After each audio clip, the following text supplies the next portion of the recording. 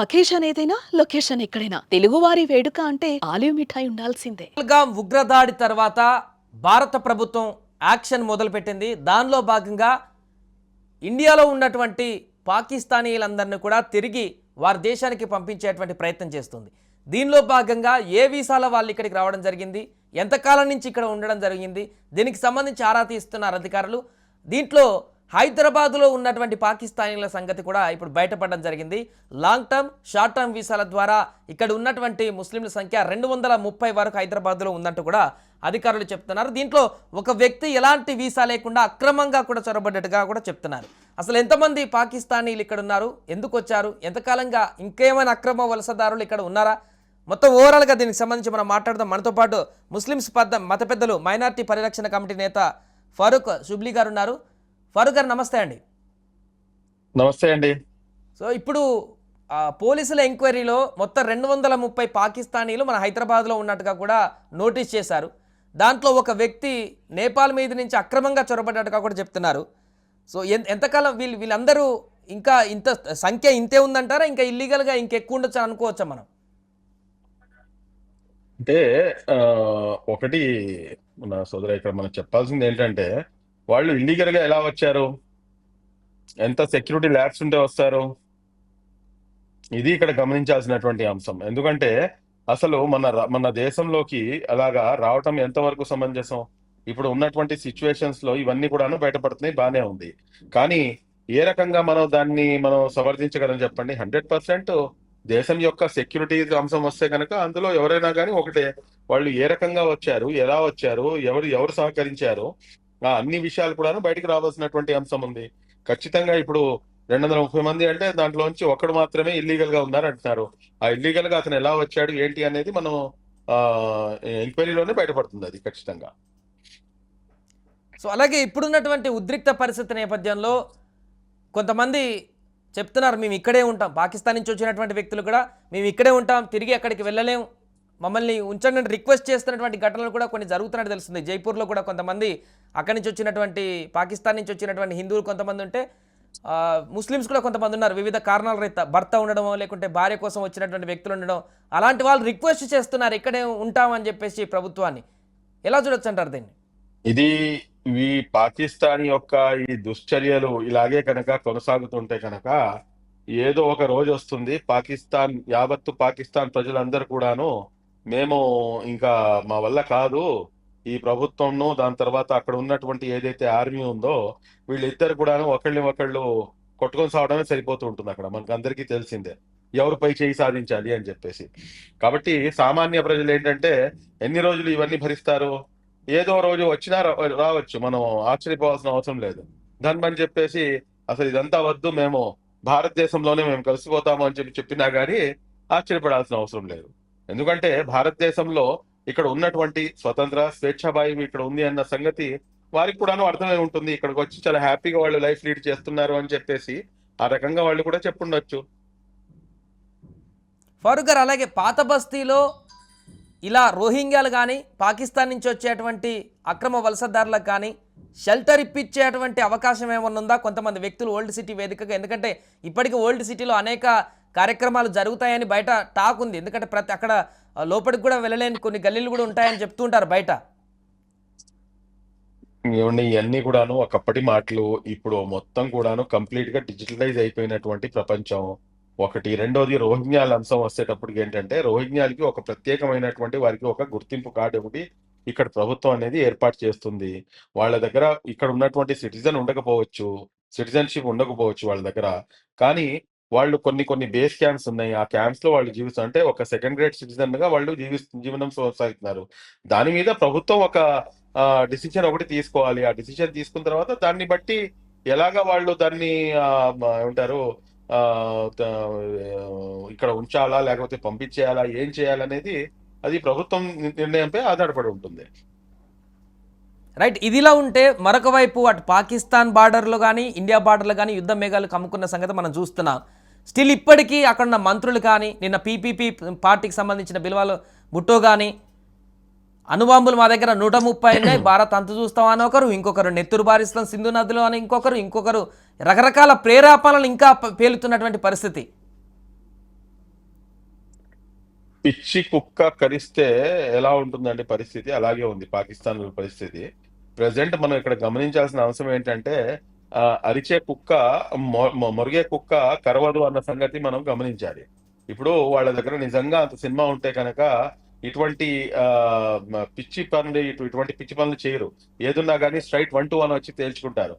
కానీ అక్కడ ఉన్నటువంటి జనాభాతో పోల్చుకుంటే కనుక భారతదేశంలో ఉన్నటువంటి ముస్లింల జనాభా దానికన్నా ఎక్కువ. కాబట్టి వాళ్ళు ఏంటంటే ఏదో విధంగా ప్రజలుకి డిఫరెంట్ గా ఏదో ఒకటి చెప్పాలి, ఏదో ఒకటి చేయాలి అని చెప్పేసి ఒక ప్రగల్భాలకు పోతున్నారు అంతే తప్పించి వాళ్ళ దగ్గర అంత సినిమా లేదు. వాళ్ళు చేసినటువంటి పన్నాగం ఏంటంటే ఏదో విధంగా ముస్లిం సమాజాన్ని విడదీయాలి, ముస్లిం సమాజం మరియు హిందూ సమాజం మధ్యలో ఒక అగాధాన్ని సృష్టించి ఒక మైండ్ గేమ్ ఆడాలి అన్న దాంట్లో పాకిస్తాన్ పూర్తిగా ఆ దిశగా అడుగులు వేస్తుంది అంతే తప్పించి మాతో భారతదేశంతో ఫైట్ చేసేంత సినిమా అయితే పాకిస్తాన్ కి లేదు అన్న సంగతి గతంలో కూడా ప్రూవ్ అయింది. ఇప్పుడు ఉన్న పరిస్థితుల్లో కూడాను అదే జరుగుతుంది. ఇప్పుడు మన భారతదేశం యొక్క స్ట్రెంగ్త్ ఏంటి అనేది ప్రపంచ దేశాలన్నిటికీ కూడా తెలుసు. కాబట్టి పాకిస్తాన్ ఏంటంటే ఏదో విధంగా జస్ట్ ఒక నర్మగర్భంగా వాళ్ళు ఇటువంటి డైలాగ్స్ వేస్తూ సమయాన్ని గడుపుతూ వెళ్తున్నారు అంతే తప్పించి they can't do anything. Farooq గారు, ఒకటి, ప్రపంచంలో ఉన్నటువంటి అన్ని దేశాలు కూడా భారత్ తీసుకునే నిర్ణయం ఏదైనా కూడా మేము వెనుకుంటామని చెప్తుంది. బట్ చైనా దేశానికి సంబంధించినటువంటి ఒక అనుమానమే కొనసాగుతుంది.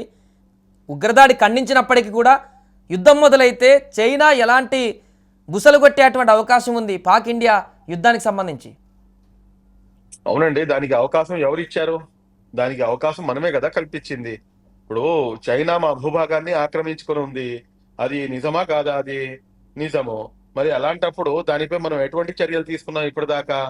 నేను రాజకీయం మాట్లాడదలుచుకోవట్లేదు సార్, ఎందుకంటే ఇది రాజకీయాలు మాట్లాడేటటువంటి సమయం కాదు. కానీ ఇటువంటి స్లో ఇది ఉంటే కనుక ఖచ్చితంగా ఏంటంటే వాళ్ళు రెచ్చిపోయే అవకాశం ఉంటుంది. కానీ ఖచ్చితంగా నాకు తెలిసినంత వరకు మటుకు డెఫినెట్లీ వాళ్ళు భారతదేశానికే అనుకూలంగా ఉండాల్సినటువంటి పరిస్థితి ఉంటుంది ఇంటర్నేషనల్ లెవెల్లో చూసుకున్నా కూడా కానీ అని చెప్పేసి నేను భావిస్తున్నాను. ఇప్పుడు ఈ ఉగ్రదాడికి సంబంధించి ఫారూక్ గారు దీన్ని అడ్వాంటేజ్గా తీసుకొని కొంతమంది మన ఇండియాలో ఉన్నటువంటి వ్యక్తులే ఇదొక మన దగ్గర ఉన్నటువంటి హిందూ ముస్లింల మధ్య వార్ అనేటువంటి విధంగా కూడా కొంతమంది క్రియేట్ చేసి పోస్టులు పెడుతున్నటువంటి సందర్భం నెలకొంటుంది. అక్కడ చాలామంది మీలాంటి వాళ్ళు ఖండిస్తున్నారు, ఈ దాడికి సంబంధించి వాళ్ళని శిక్షించాలని చెప్తున్నారు. వీలైతే పాకిస్తాన్తో యుద్ధం చేస్తే మేమే ముందుంటామని చెప్పేసి పిలుపునిస్తున్నా మీలాంటి పెద్దవాళ్ళు కూడా ఉన్నారు. అయినా ఇక్కడ ముస్లింలు హిందువుల మధ్య రగిల్చినటువంటి చిచ్చుగానే భావించి అటువంటి పెట్టి మెసేజ్లు కామెంట్లకు కానీ అలాంటి వాళ్ళకి కానీ ఏం చెప్తారు మీరు? నాకు తెలిసినంత వరకు అండి చాలా బోల్డ్ గా నేను చెప్తాను ఆ విషయంలో. ఏదైతే ఈ పాకిస్తాన్ ఉగ్రవాదులకి వీళ్ళు ఏమన్నా స్లీపర్ సెల్స్ గా పనిచేస్తున్నారా అని చెప్పేసి అనుమానం నాకు. ఎందుకంటే పాకిస్తాన్ ఇటువంటి దుశ్చర్య చేయడానికి గల కారణం ఏమిటి? ఒకటే కారణం. ఆ కారణం ఏంటంటే ఏదో విధంగా ఇక్కడ హిందూ ముస్లింల మధ్య ఒక అగాధం అనేది ఏర్పాటు చేయాలి, లేకపోతే ఆ అగాధాన్ని సృష్టించి తద్వారా లబ్ధి చెందాలి అనేది వారి యొక్క కుట్ర కోణము. ఈ రోజు భారతదేశంలో అందరం కూడాను కుల మతాలకు అతీతంగా, విధంగా పార్టీలకు అతీతంగా, అదే విధంగా మాకు ఉన్నటువంటి భిన్నాభిప్రాయాలకు అతీతంగా వీఆర్ ఇండియన్స్ అన్న నినాదంతో మనం ముందుకు నుంచోవాల్సినటువంటి అవసరం ఉంది. ఈ రోజున అవన్నీ కూడా వదిలివేసి ఇదంతా ఏదో ముస్లింలే చేస్తున్నారు, పాకిస్తాన్ లో చేసినటువంటి ముస్లిం ఎవడో ఏదో అక్కడ చేసినటువంటి పనికి భారతదేశంలో ఉన్నటువంటి ముస్లింలకి మీరు ఆపాదిస్తే అది ఎంతవరకు సమంజసం? ఈ రోజున మీరు ఎవరైతే ఈ ఉగ్రదాడిలో ప్రాణాలు కోల్పోయారో 26 మంది, వారు సైతం కూడాను ముందుకు వచ్చి వాళ్ళు మాట్లాడుతున్నటువంటి అంశం ఏంటంటే వాళ్ళైతే మతం ఆడికి మమ్మల్ని చంపారు, కానీ అక్కడ ఉన్నటువంటి ముస్లింలు ఎవరైతే ఉన్నారో వారు పూర్తిగా మాకు సహకరించారు. మేము వెళ్తుంటే మమ్మల్ని హత్తుకొని ఏడ్చారు, మమ్మల్ని చేతులు జోడించి ప్రాధేయపడ్డారు. మేము అలాంటి వాళ్ళం కాదండి, మమ్మల్ని ఆ దృష్టిలో చూడమాకండి అని చెప్పేసి. అంతేకాకుండా మీరు చూసుకుంటే కనుక బీజేపీ లీడర్ ఏది మన ఛత్తీస్గఢ్కి చెందినటువంటి బీజేపీ లీడర్, అతను పెట్టినటువంటి పోస్టింగ్ ఏంటి, అతని భార్య పెట్టినటువంటి పోస్టింగ్ ఏంటి, చాలా స్పష్టంగా కళ్ళ ముందు కనిపిస్తుంది. ఇవన్నీ కూడా వదిలివేసి ఈ రోజు ఈ రకంగా వీళ్ళు మాట్లాడుతున్నారంటే కనుక దీని వెనకాల ఎటువంటి కుట్ర దాగి ఉంది అనేది కూడాను మనం గమనించాల్సినటువంటి అవసరం ఉంది. ఇక్కడ మీరు చూసుకుంటే కనుక నజాకత్, ఇతని పేరు నజాకత్ అండి. ఎవరు? ఇతను ఒక గైడ్ గా పనిచేశాడు, 11 మంది ప్రాణాలను కాపాడాడు. ఈ నజాకత్ చేసినటువంటి పనికి అక్కడ బీజేపీ లీడర్ కి అతనికి 3 సంవత్సరాలు పిల్లోడు. ఆ వీడియో కూడాను వైరల్ అవుతుంది. ఆ వీడియో కూడా నేను మీకు షేర్ చేస్తాను. ఆ చిన్న పిల్లవాడు నజాకత్ నజాకత్ అని చెప్పేసి వచ్చి రాని మాటలతో అతను మాట్లాడుతుంటే ఆ బీజేపీ లీడర్ అయినటువంటి అతను ఆ 30-35 సంవత్సరాలు ఉంటాయి ఆయనకి. అతనికి చెప్తున్నటువంటి మాట ఏంటంటే, నజాకత్ అని చెప్పి పిలవకూడదు అన్న, నజాకత్ చాచా అని చెప్పి పిలు, బాబాయ్ అని చెప్పి పిలు నువ్వు అని చెప్పేసి హితబోధ చేస్తుంటాడు. ఆ వీడియోలో స్పష్టంగా కనిపిస్తుంది. ఇక్కడికి వాళ్ళు తిరిగి వచ్చేసిన తర్వాత వాళ్ళు పెట్టినటువంటి పోస్టింగ్ చాలా స్పష్టంగా ఉంది. ఈ రోజున మన అన్ని సోషల్ మీడియా బీజేపీ లిటరల్లీ బీజేపీకి వాళ్ళు ఉన్నటువంటి నాయకులు వాళ్ళు మాట్లాడుతున్నటువంటి మాట ఏమిటి, మా జీవితాలు మొత్తం కూడాను మీకు రుణపడిపోయినాయి అని చెప్పేసి. రైట్, ఫైనల్ గా ఆర్టికల్ 370 తీసివేసిన ఒకటి ఫారూక్ గారు, ఇప్పుడు నిన్న రీసెంట్గా పాక్ ప్రధాని షహబాజ్ అంతర్జాతీయ విచారణ కమిటీ ఏదైనా ఇస్తే దాన్ని కోఆపరేట్ చేయడానికి సిద్ధంగా ఉన్నాం. అలాగే అటు టీఆర్ఎఫ్ అనేటువంటి సంస్థ కూడా మొదట మేమే ఈ దాడులు పాల్పడ్డాం అని చెప్పి ఇప్పుడు మళ్ళీ వెనకడుగు వేస్తున్నటువంటి సందర్భం, యూటర్న్ తీసుకున్నటువంటి సందర్భాలు ఈ 2 అంశాలను చూస్తున్నాం. అంటే ఈ జరుగుతున్న పరిణామాలు, అంతర్జాతీయ స్థాయిలో వస్తున్న ఒత్తిడిలు, భారత ఆర్మీ సిద్ధమైనటువంటి సన్నద్ధత, ఇవన్నీ చూసి భయం పుట్టుకుందని చెప్పుకోవచ్చా వాళ్ళకి? ఎనీ డౌట్ అండి? 100%. ఎందుకంటే వాళ్ళ యొక్క పరిస్థితి, వాళ్ళు ఎక్స్ప్లెనేషన్ ఇచ్చుకునే పరిస్థితిలోకి దిగజారిపోయారు. కాబట్టి దీన్నైతే మనం క్షమించకూడదండి. ఈ మూమెంట్ ని ఖచ్చితంగా ఎన్క్యాచ్ చేయాల్సినటువంటి అవసరం ఉంది. మొత్తం భారతదేశం ఒక కుటుంబం మాదిరిగా ఈ రోజు ప్రధానమంత్రి నరేంద్ర మోదీ గారికి వెన్నంటూ ఉన్నాము.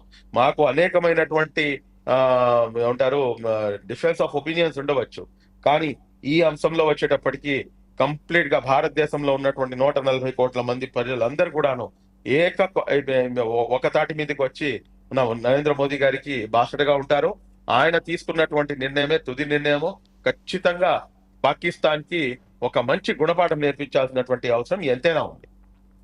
రైట్, థ్యాంక్ యూ ఫారూక్ గారు. సో మొత్తానికి అది ప్రస్తుతం ఇటు భారత్ అటు పాక్ సరిహద్దుల వద్ద అయితే ఉద్రిక్త పరిస్థితి అలానే కొనసాగుతుంది. మరొక వైపు దౌత్యపరమైనటువంటి నిర్ణయాలతో ప్రభుత్వం తీసుకున్నటువంటి నిర్ణయాలకు సంబంధించిన స్పీడప్ అయితే కొనసాగుతుంది.